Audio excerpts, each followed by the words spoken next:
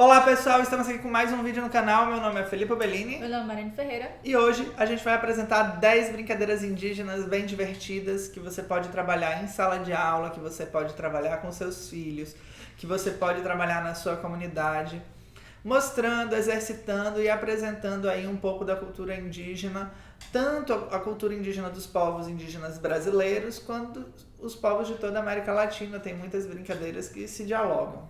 Pois é, a gente sabe que os índios são nossas raízes, juntamente com os negros, com os portugueses, nós somos uma mistura. E eu acho que é importante a gente conhecer cada vez mais da nossa cultura, nossas raízes, nossos costumes. E as brincadeiras são algo importante, né, para o desenvolvimento do homem, para o aprendizado da convivência em sociedade, né?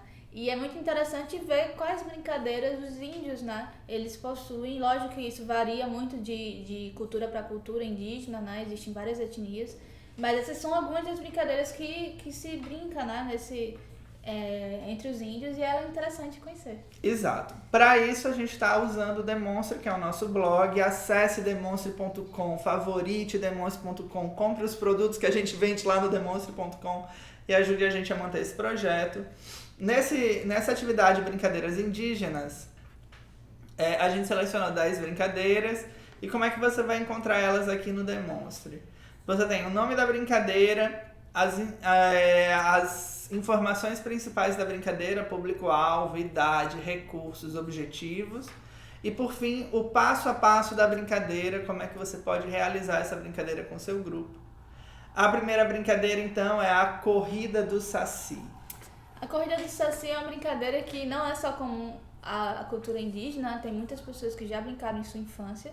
E consiste em o quê? Uma corrida, só que ao invés das pessoas correrem com suas duas pernas, Filipe, elas correm só com uma perna. E o desafio é, como em qualquer corrida, chegar primeiro na linha final. Então é uma questão de equilíbrio, o desafio maior dessa brincadeira é a questão do equilíbrio e de manter a velocidade usando uma única perna. Pulando, Exato. né? Na verdade, pulando. Essa brincadeira você consegue realizar em qualquer sala de aula, com qualquer criança acima dos 3 anos. Elas adoram esse tipo de brincadeira. Claro que o objetivo, por ela ser uma brincadeira mais intensa, que exige um esforço físico maior, é trabalhar ela ali com crianças um pouquinho mais velhas, 8, 10 anos para iniciar, e funciona tão bem quanto com adolescentes, tá certo? Então os adolescentes também vão curtir bastante esse tipo de atividade. Ela trabalha a coordenação motora, ela funciona bem em gincana e te permite trazer elementos folclóricos como o saci e a cultura indígena, o que é bem potencial.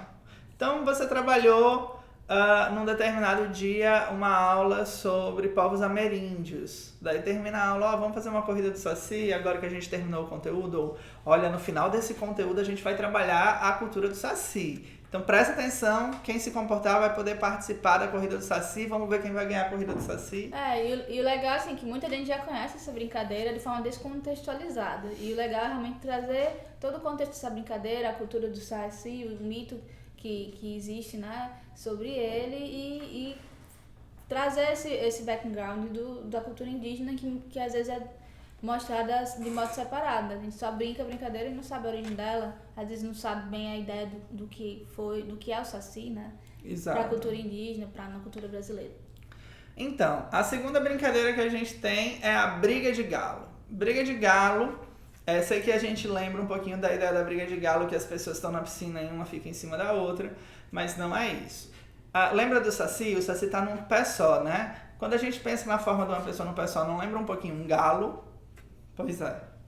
2 pessoas vão estar num pé só e elas têm que se empurrar. A primeira que precisar do amparo do segundo pé, perde a brincadeira. Então o objetivo é tentar desequilibrar o colega para que esse colega coloque o outro pé no chão ou caia. Um dos 2 efeitos faz com que você vença a brincadeira. Então ela é uma brincadeira que você só pode fazer com 2 pessoas, né? Porque é importante estar fazendo a manutenção. Mas entre os vídeos e filmes que eu vi sobre essa brincadeira, a gente vê ela sendo realizada por várias pessoas ao mesmo tempo, uma empurrando a outra, tudo num ambiente de comunidade, que as crianças se conheçam, que todos os pais estejam em conjunto. Eu acho que dá para fazer isso também. Claro que é uma brincadeira de contato, é preciso estabelecer as regras desde sempre, dizer que não pode usar de violência, dizer que não pode nada além de empurra-empurra, que se for desequilibrar tem que colocar o pé no chão, porque senão cai e se machuca.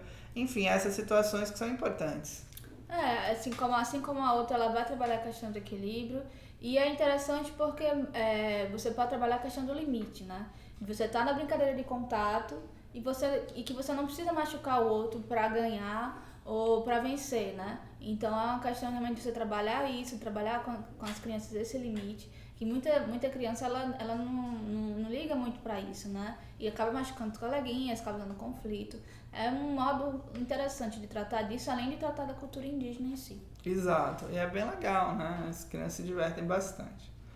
Terceiro que a gente trouxe é um jogo, se chama Adugo. O Adugo ele é um jogo próprio dos povos indígenas do Sul. Então, a gente tem esse tipo de jogo presente nos grupos tupi-guaranis, mas a gente também tem esse jogo presente em índios da Argentina, índios do Chile, que se reconhece. Qual que é a pegada desse jogo? A gente vai ter esse tabuleiro que vocês estão vendo na tela, e nesse tabuleiro a gente vai ter 2 tipos de pedras, umas pedras maiores e umas pedras menores, sendo as pedras maiores a onça, sendo as pedras menores os cachorros. Um participante é a onça, outro participante é os cachorros, e ele funciona como uma dama / trinca. Qual que é a diferença dele? O cachorro, o cara que está controlando os cachorros, né, o aluno, o filho, ele tem que cercar a onça, mas ele não pode comer a onça. Se os cachorros cercam a onça, ele ganhou o jogo. Já a onça pode comer os cachorros. Então, a onça vai tentando comer os cachorros, e na medida que ela vai comendo os cachorros e não tiver mais cachorro nenhum, ela ganhou o jogo. É um jogo bem interessante. Para você cercar a onça, você tem que colocar ali 3 peças triangulando o espaço. Vocês podem ver que é bem interessante isso. E é um jogo de raciocínio. Vocês conseguem achar uns vídeos aqui no YouTube de pessoas jogando esse jogo para mostrar como funciona. Veja e se divirta. O legal do Adugo que mexe realmente, como o Felipe falou, com a lógica, com a estratégia, né? Então ela mexe com o raciocínio das crianças ou dos alunos, dependendo da idade. É um modo interessante de dialogar com a cultura indígena e de desafiar os alunos a novos cenários, né? Existem outros jogos como dama, como xadrez, que também são interessantes, mas esse é um jogo daqui, da cultura indígena, então é legal realmente conhecer e colocar eles em contato com esse tipo de brincadeira. Exatamente, eu trabalhar brincadeiras culturais locais e mostrar que existe uma identidade, uma natividade, uma origem local para muitas das brincadeiras que essas crianças realizam, dá um potencial identitário muito grande. Ser brasileiro é ser índio, é ter sangue indígena, é fazer parte de um povo que os nativos eram índios de diferentes povos, e trazer esse reconhecimento para as crianças faz com que não apenas eles participem e entendam, como no futuro eles valorizem esses povos, valorizem essas culturas. A 4ª brincadeira se chama Tobidaé, que nada mais é do que a nossa peteca. Mas é uma peteca diferenciada, porque ao invés de a gente ficar jogando a peteca um pro lado do outro e o outro ter que voltar com uma ideia parecida do vôlei com a bola, na verdade ela vai funcionar como se fosse um jogo de queimada. Então você vai usar a peteca para queimar os outros do grupo opositor, né? Então realmente a dinâmica é essa, você vai tentar queimar as pessoas do outro grupo. E a ideia é que você estabeleça limites para, mais uma vez, não haver machucado, não haver conflito entre os alunos, para que a peteca seja jogada para atingir, não para machucar, né? E é uma brincadeira bem legal, né? Porque mistura diferentes elementos. Exato. E assim, eles vão fazer o artefato contigo. Você vai sentar com eles, você vai dizer, ó, eu tô aqui com essas penas, tô aqui com esse TNT, e a gente vai montar então uma peteca pra gente, usando material reciclável e essas penas, vamos ver o que vai dar. Eles montando, daí com o artefato na mão, você vai ensinar como é que se joga a brincadeira, fazendo círculo, fazendo a atividade. Tudo isso faz com que não apenas eles entrem na esfera do brincar, mas eles entrem na esfera do protagonizar o brincar. E eu já expliquei em vídeo a importância da criança produzir o próprio brinquedo. Esse fenômeno dá uma autonomia para a criança gigantesca.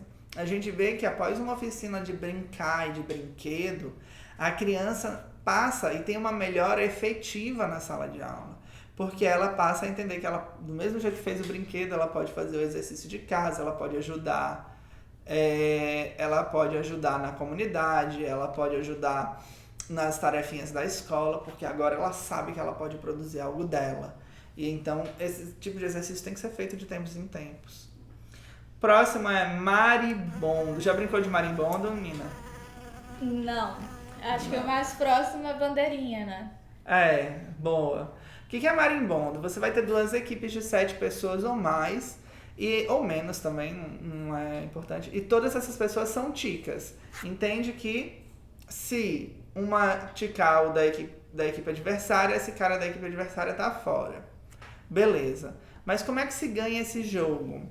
Se ganha esse jogo, o grupo que conseguir manter a sua colmeia, né, a sua casa de marimbondo protegida. Essa casa de marimbondo pode ser um morrinho de areia que eles vão lá e chutam um morrinho de areia no final, ou pode ser um conjuntinho de tijolos, ou pode ser a bolsa de alguém, tanto faz. O que tem que acontecer?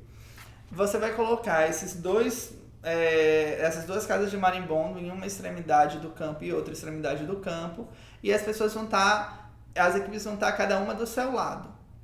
Qual é o objetivo? Ir até a casa de marimbondo do outro e destruir a casa de marimbondo do outro. Só que para chegar lá, você tem que passar pelos outros. E se os outros te ticarem, você perde a brincadeira. O legal é fazer num espaço bem grande.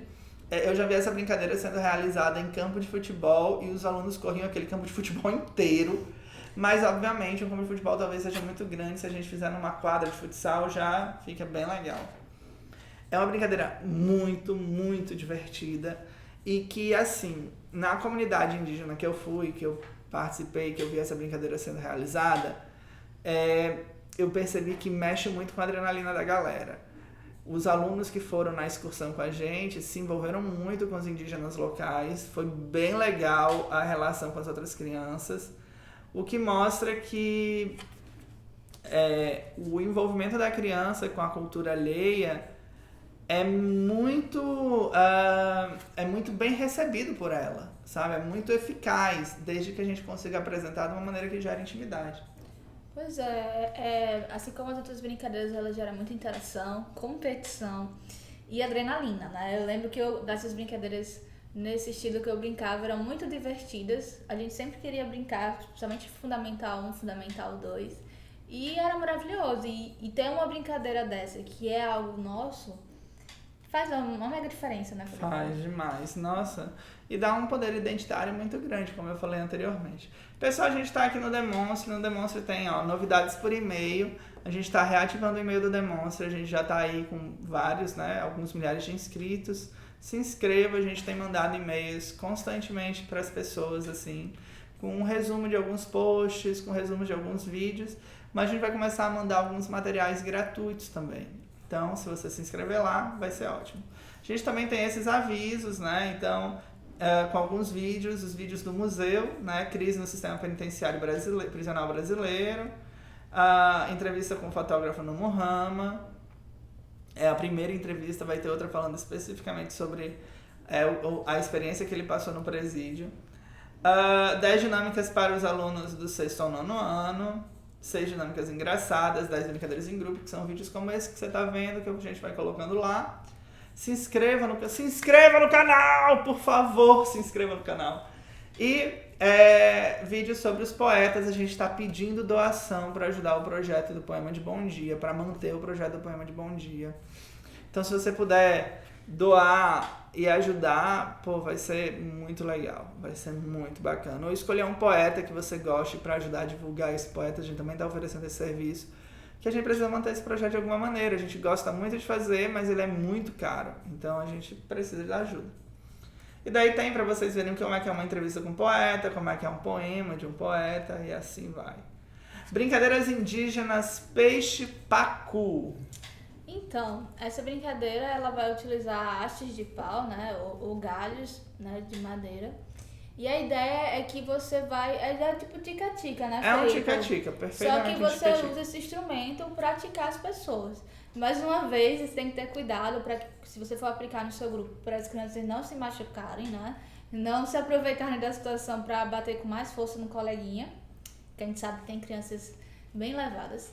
E a ideia é essa, ela tem um instrumento, esse instrumento que é a haste de madeira, que é algo natural, né? Que é trazido da cultura indígena e que torna a brincadeira mais interessante. Como é que a gente fez a vez que eu fiz? Eu só fiz essa brincadeira uma vez, em 2016. A gente foi para um clube, que aqui em Natal é conhecido como Clube da ABB, numa cidade do interior, e a gente levou os alunos, tinha uma piscina rasa gigante, assim. E daí qual foi a situação que eu encontrei para poder realizar essa brincadeira, porque eu não queria dar um cabo de vassoura na mão do aluno. Então eu peguei, sabe aquelas minhocas coloridas que tem na piscina, de isopor, macarrão? Aquelas boias, né, em forma de hastes. Então, a gente pegou um macarrão, e daí era o macarrão que eles usavam para ticar uns aos outros. E foi muito legal. A gente fez, acho que uns 8 turnos dessa brincadeira, e a criançada não parava. Quem teve que parar era a gente, porque mesmo sem estar correndo, você fica dando auxílio e tudo, sem estar correndo lá no meio da brincadeira, você fica correndo em volta, né, pra dar o auxílio, e batia um desespero quando eles chegavam a adrenalina maior, assim, a gente ficou um pouco preocupado, mas dá pra fazer essa brincadeira. Não indico fazer na piscina, na real, depois de ter vivenciado isso, mas eu indico usar a boia. Usar a boia, o macarrão aí pra facilitar. É muito legal. Dá vontade de entrar junto e ganhar dos meninos, porque é muito divertido. Embora a gente não ganhe, né? Porque eles são pequenininhos, são muito rápidos e o bucho não deixa. Gavião e passarinhos. Você já deve ter visto esse tipo de brincadeira na educação infantil, chamada Toca do Coelho. Nesse caso, ela é muito parecida até, mas a ideia é que você faça uma árvore no chão. Pode ser apenas marcações, riscos, não precisa se preocupar em desenhar bastante. Várias árvores, né? Vários galhos, né? Essa árvore vai ter vários e vários galhos. E vários alunos vão ser os passarinhos, e o grandão, né? O grandão não, e a criança principal, ela vai ser o gavião. Essa criança principal é legal você deixar ela com algum tipo de elemento visual, porque geralmente essa brincadeira tu faz com criancinhas menores, tá? Daí esse gavião, todos eles só podem andar pulando de galho em galho, não pode caminhar, simplesmente, você tem que pular de galho em galho. Então olha o exercício físico, que legal. E o gavião também vai pulando de galho em galho, só que o objetivo dele é pegar o passarinho. Pegou o passarinho tá fora da partida, e assim o gavião vai. Eu usava o cronômetro para colocar ali 60 segundos, 1 minuto, né, de atividade. Já era tempo suficiente, mas varia do tamanho do teu grupo, do espaço que você tem para realizar os galhos, da distância dos galhos. Eu também não deixava os galhos muito próximos, então eu deixava os galhos ali com mais ou menos a distância de meio metro, para eles serem obrigados a pular, exercitar o salto, mas também do seu desejo. Você já brincou? Já brinquei da do coelho, eu acho que é muito interessante, essas brincadeiras todas, né, que geram interação, adrenalina e competição, são interessantes. A ideia legal do gavião e do pintinho, que dá a ideia da questão do passarinho, a questão dos animais, a questão da cadeia alimentar, que por mais que, né, na educação infantil não seja o foco, mas já é um elemento diferencial de você trabalhar, né? Eu acho que é bem, bem didático, bem interessante. Com certeza. E outra, assim, né? Você tá desenvolvendo o espaço do seu aluno. E não é uma brincadeira violenta, bem o contrário do derrubo-toco. A gente vai entender, então, o derrubo-toco. O derrubo-toco é uma brincadeira que você tem que realizar com crianças maiores. Você tem que instruir muito bem as atividades. Mas como é que funciona? 2 ou mais pessoas vão participar da partida, e na partida é colocado um objeto, um toco, no meio delas. Aquele que conseguir derrubar o toco primeiro, ganha. Consequentemente, eles vão se desafiar e vão impedir o progresso do outro, na medida que o outro vai tentando derrubar o toco.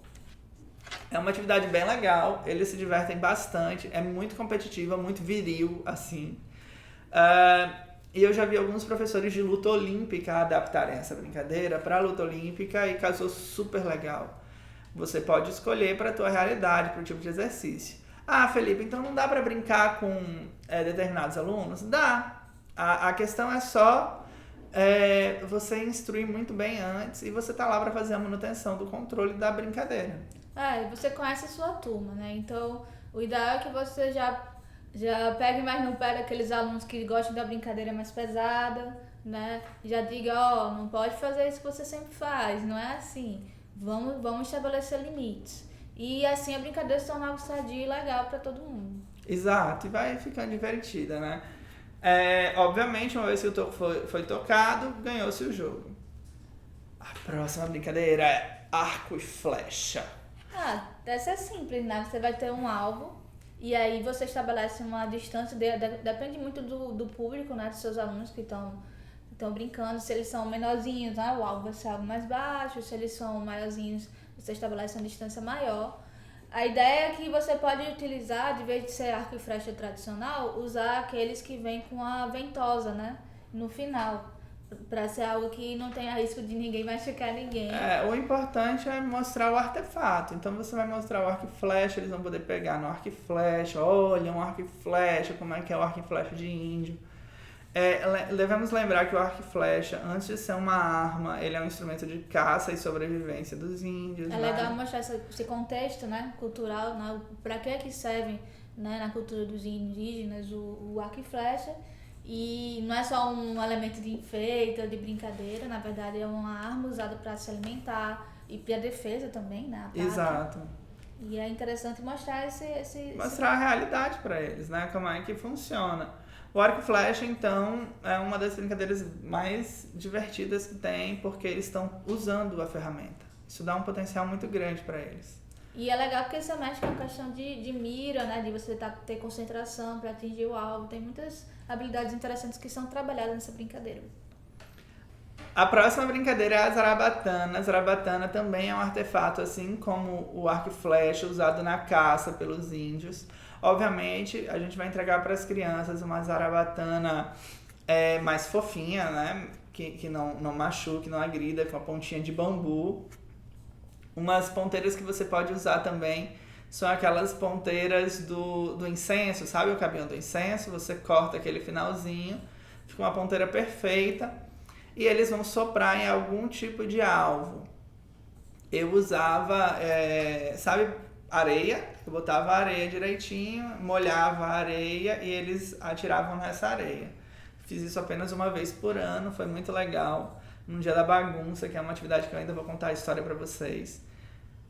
Poxa, esse tipo de atividade é super importante, que apresenta o artefato. Você pode fazer como arco e flecha, um tiro ao alvo, você pode só deixar eles instrumentalizando, já funciona como brincadeira e eles vão se divertir. E vão ter um contato que eles não vão, com uma ferramenta que eles não vão encontrar em filme. Raros são os filmes que apresentam a zarabatana.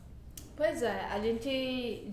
Talvez você já tenha ouvido falar da zarabatana, não com esse nome, mas aquele tubinho que os alunos fazem com papel e que molham, né, a bolinha e fica jogando um no pescoço do outro. Não deixa de ter o mesmo princípio, só que na zarabatana a questão é bem mais perigosa, né? Ele é usado como instrumento de arma, instrumento de caça, de defesa. Então, realmente é muito interessante. Dá pra você fazer de papel mais durinho, de papelão. Dá pra você fazer de vários... Adaptar a realidade dos seus alunos, né? Eles mesmos podem confeccionar esse instrumento e fazer uma brincadeira interessante. Você pode misturar com tinta também, né? Dá pra fazer muita coisa legal. Dá sim. Pois é, gente. Essas são as 10 brincadeiras / brinquedos que a gente trouxe da cultura indígena para vocês. Eu espero do fundo do coração que tenha sido algo bacana, que vocês tenham gostado desse post, que vocês compartilhem esse post, indiquem para os amiguinhos, indiquem para os colegas de trabalho, indiquem para os parentes. Como vocês viram, algumas brincadeiras são de contato, são até bem enérgicas, então você precisa estar presente nessas brincadeiras. E quando for usar os artefatos, também. Pois é, gente, espero que vocês tenham gostado. Eu acho que é sempre importante a gente estar trabalhando a questão da cultura, né? De estar inserindo os alunos, introduzindo eles cada vez mais para conhecer a cultura deles, né? Para entender que o diferente é legal, que outras culturas podem trazer coisas muito interessantes pra gente. Vivências, diversão, brincadeiras, além de você poder ambientar eles para poder trabalhar esses conteúdos da praxe de uma maneira mais contextualizada, né? Então é isso, gente. Até a próxima. Tchau!